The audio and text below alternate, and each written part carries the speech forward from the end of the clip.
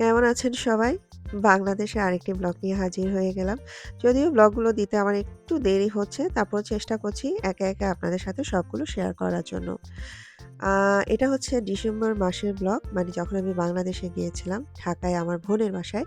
তো ঢাকায় আমি বেশিদিন ছিলাম না, ৪ দিনই ছিলাম।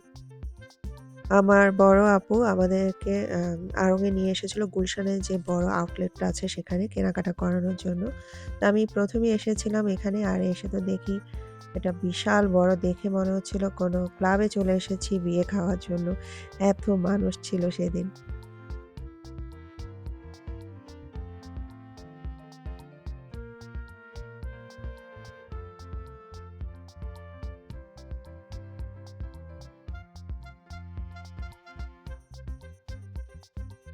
যদিও সেদিন কোনো ঈদ বা কোনো কিছুই ছিল না, তারপরও এত ভিড় ছিল সেদিন আড়ং-এ।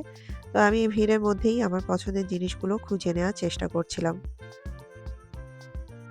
শপিং শেষে আমরা ঠিক পাশেই, মানে আড়ং-এর ঠিক পাশেই একটা রেস্টুরেন্ট ছিল যেটার নাম ছিল টেরাকোটা টেলস। তো আমরা সেখানে গেলাম খাওয়া-দাওয়া করার জন্য।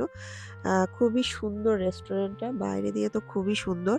তো আমরা উপরে একদম রেস্টুরেন্টের উপরে রুফটপের মধ্যে বসেছিলাম।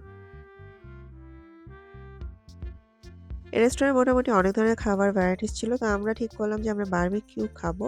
তো আমরা উপরে রুফটপেই চলে গেলাম সেজন্য, কারণ ওখানে ওদের লাইভ বারবিকিউর ব্যবস্থা ছিল।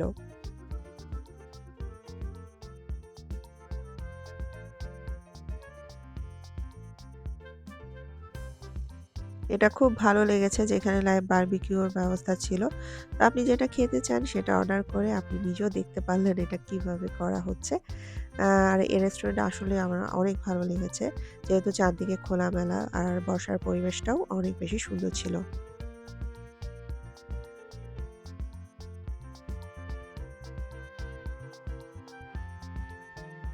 মজার, মজার সব খাওয়া-দাওয়া। আর এই ধরনের খাবারগুলো আমার সবসময় খুবই ভালো লাগে। তো আসলে ঢাকায় যে কয়দিন ছিলাম আপু আমাদেরকে অনেক জায়গায় খাইয়েছে। তার মধ্যে তো বাসায়ও সবসময় ও কিছু না কিছু অর্ডার করে নিয়েই আসতো। আম সব ধরনের ডেজার্ট, তারপর পিজ্জা, আ অনেক ধরনের খাবার। আসলে অনেকগুলো ছবিও আমার তোলা হয়নি ঠিকমতো। খাওয়াতে ব্যস্ত ছিলাম তাই। তো যতদিন ছিলাম মোটামুটি খাওয়া-দাওয়ার উপরেই ছিলাম। আর আমরা যখন গেলাম তো ওই সময় তো বিশ্বকাপ চলছিল। এজন্য এই যে ডমিনোস পিজ্জার প্যাকেটে বিভিন্ন খেলোয়াড়দের ছবি দেওয়া।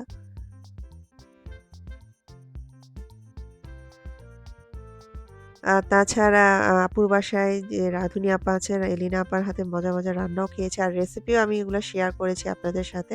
চ্যানেলে অলরেডি আছে। আপনারা চাইলে দেখে নিতে পারেন যারা মিস করেছেন। আমরা যেহেতু চট্টগ্রাম চলে যাব, তো ঢাকায় আমরা বেশিদিন ছিলাম না। ৪ দিনের মতোই ছিলাম। আর এই ৪ দিনের মধ্যে ১ দিন আমরা গিয়েছিলাম বঙ্গবন্ধু মিলিটারি মিউজিয়ামে। খুবই সুন্দর জায়গাটা। আমার তো খুবই ভালো লেগেছে।